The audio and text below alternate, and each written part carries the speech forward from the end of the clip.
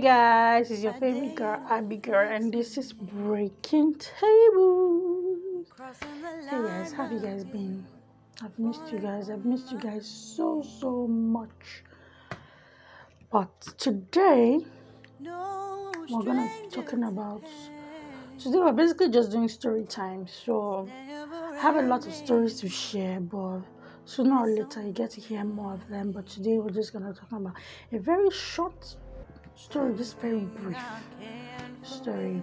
Okay, so this story has to do with my sisters and I had like some friends that worked in oil companies when we were staying in Benin. Then I think there were like four. Three were married, one wasn't married, and it was the one that was like asking my older sister out. So basically they just liked us, like anytime we're in Benin, come chill, let's hang out. We're not doing anything sexual with them or anything. Come, let's hang out. And they used to come with their different cars, That was the first time I saw Lincoln Navigator, trips. So they won't borrow one of my sisters their cars to come and pick me from the house, maybe just to take pepper soup, chill, laugh, and that was it. So I wanted to go into school. This was before I got into school, maybe 8 years ago or something. I can't really remember. So when I wanted to get into school, so we're just having the conversation, and one of them was like, oh, he knows a professor at the school. I'm not going to mention the school's name either. So he knows a professor at the school. That would be so easy. The guy is a professor, a top professor. He's going to make everything smooth. You get. So then I had to write posture. I passed my jam, so it was just left for me to do like a posture and entrance exam. So I was like, don't worry, you just go, I'll give you his contact and I'll tell him that you come and see him and you'll be okay. Nice. I was so happy. I was like, yeah. So I actually looked at them like brother figures, because there was nothing sexual about our conversations. It was just plain funny gist. Anytime they're around, because they worked in an oil company in Warri, so anytime they were around, they would just come, chill, hang out, and everybody would go their way. They would go their way, and we'll go back to my mother's house. So that was it as of that time or so. So there was one day, a friend of mine had, her father was having a party, and she invited us and she told us like, oh, come to my father's party, there's gonna be food, drinks, So my friends and I went there and we actually had fun. And while we were there,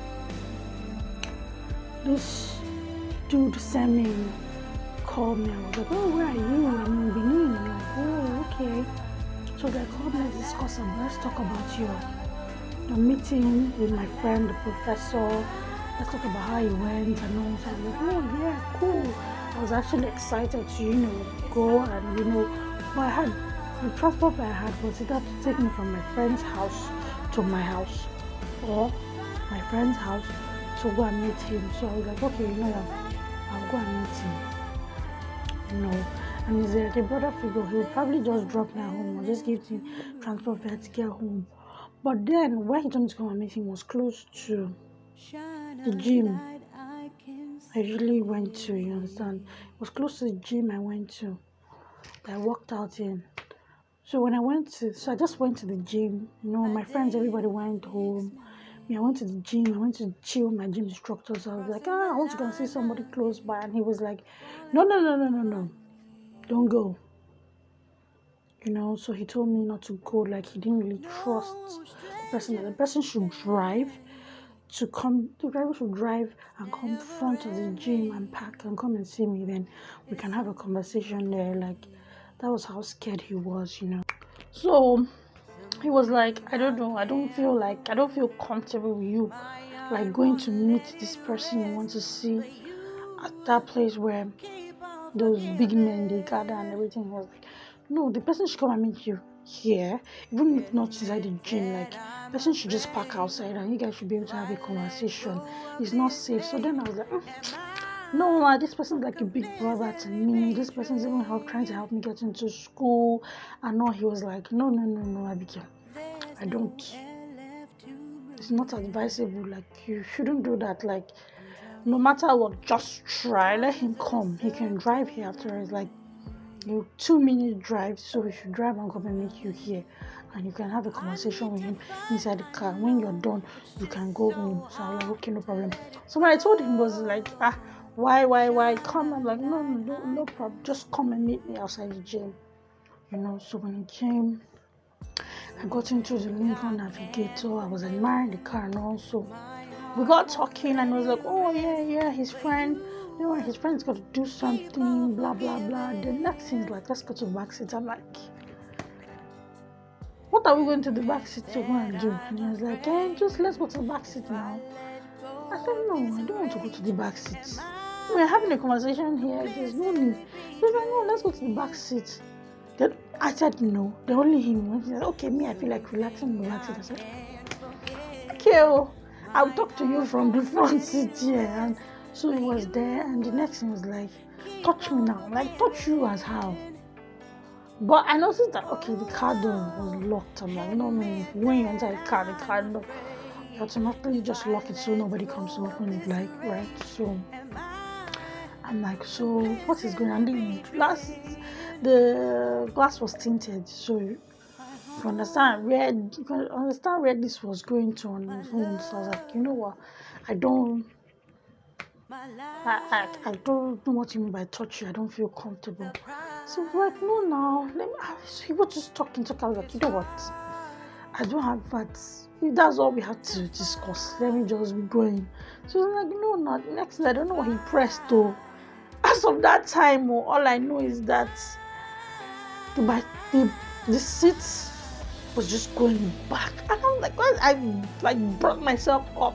The next thing, this dude grabbed my boobs. He literally grabbed my boobs from my hand and squeezed. I had never been violated like that in my whole life. Like, squeezed my boobs. As I was struggling, this guy pinned me with one hand, put his mouth on my boobs. He pinned me with one hand, put his mouth on my boobs. I pushed out. When I pushed him, open this door now. Do you know what he did? He brought her money and put the money in my body, like, take the transport fare. I was so, I know when you don't want to take money anymore, because I was traumatized, but I did not have any transport fare to go home. So you know what, I just said, you know what, I took the money. I got down from the car, and he was still trying to talk to me. I just slammed the door. I was in a state of confusion, like I didn't know what to do. I just felt violated, and I felt violated. I felt betrayed. Things started running through my head, like, what if I didn't listen to the gym instructor and I actually went to that place? It would have been more than my boobs. I would have been raped. I'm telling you, I would have been raped. So God saved me from that situation, but then I was still traumatized. I was just like, I couldn't even get a bike. Like, I wanted to stop a bike, but I was still in shock, and I was just on the road looking. I couldn't even go back there and tell my gym instructor, like, this is what happened to me. Like, I was just in shock.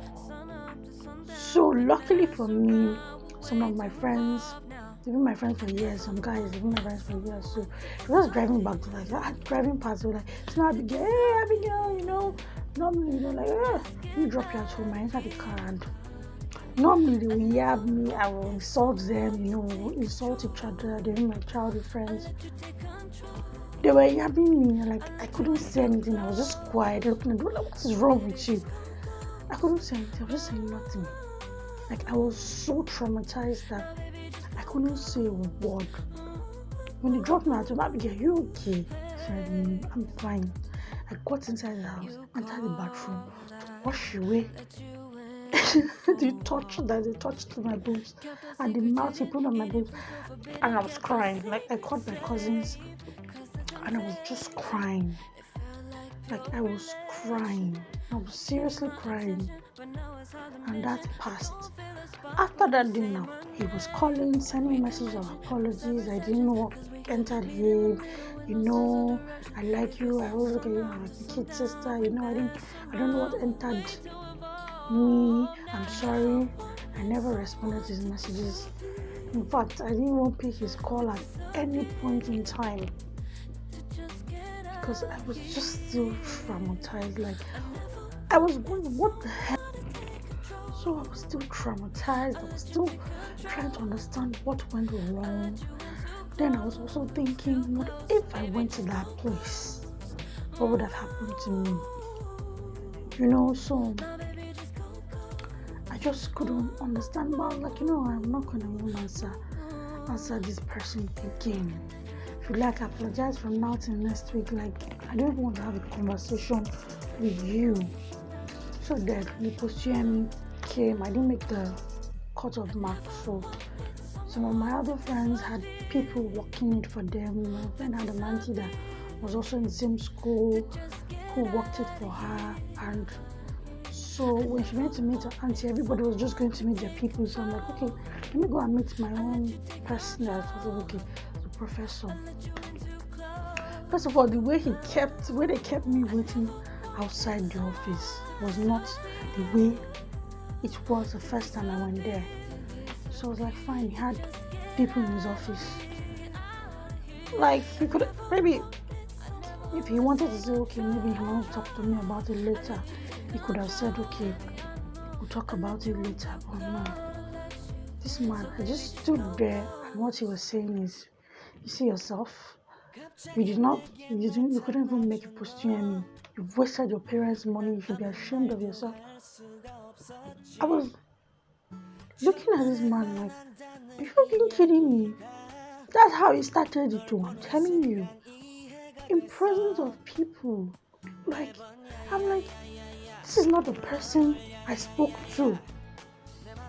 That we're distant. We're talking about how we're from the same sort of we're the same tribe. The next thing, I came to your office and you're just trying to bring me down in front of people. You'd be ashamed of yourself. You did not make your post-UM cut-off mark. Your parents have wasted money. I just stood. As in, maybe your parents will be wealthy enough to take you to a private university because you just wasted. When it was done, the second year came out, I literally cried. Like, I felt so embarrassed because the people in his office, they were nodding their head. I'm like, I cried and cried because every other person that, worked or helped my friends, they did it for my friends. So for me, then that's when it clicked that, him and his friend, they must have spoken and, he must have said, I beg, don't help her, this is, you know what I'm saying. So I was so down. I thank God I eventually entered school and I graduated. And funny enough, I took that his friend's course in like 200 level or so. And we both acted like we could not recognize each other, and that was the funniest part of it. Like, he was my lecturer and we both acted like we couldn't recognize each other, and that was it. Because I think it took me a long time to even tell my sisters that this was what this person did. And when I eventually told them, they were furious. Like, why didn't you speak up? And then, I don't know, I think I just felt ashamed. And that's the thing that happens to people that get molested or raped. You think that most of the times that they can't say these things because they feel ashamed. Even though you know that you didn't do anything or you didn't commit any crime, there's just this feeling of shame that grips you, and it just makes you feel like maybe you did something bad, or you were at fault or something. So I think basically that's just it. And I thank God that I went to school and I graduated, and I just decided to share this story just in case there's anyone who has gone through what I went through, and you need some form of encouragement. Don't let anybody put you down. And a lot of people will break your trust. You need to be watchful, you need to trust your instincts, and don't imagine that every man you see is your brother, or because the person pretends like the person cares so much about you. Is not true. Some people genuinely care about you, but let them care about you from afar. You get what I'm saying? Don't do he cares about me like a brother and go to his house. Don't do he cares about me like a brother and follow him to a hotel. Don't do those stuff, because you will be in shock at what you will see, and you'll be disappointed for life. So that's it, my people. From your favorite girl, Abigail. I love you. I appreciate you. Please share, like, subscribe, put on your notification bell. Please subscribe to my channel for more. And if you like story time, just let me know. I'm going to be giving you more stories, okay?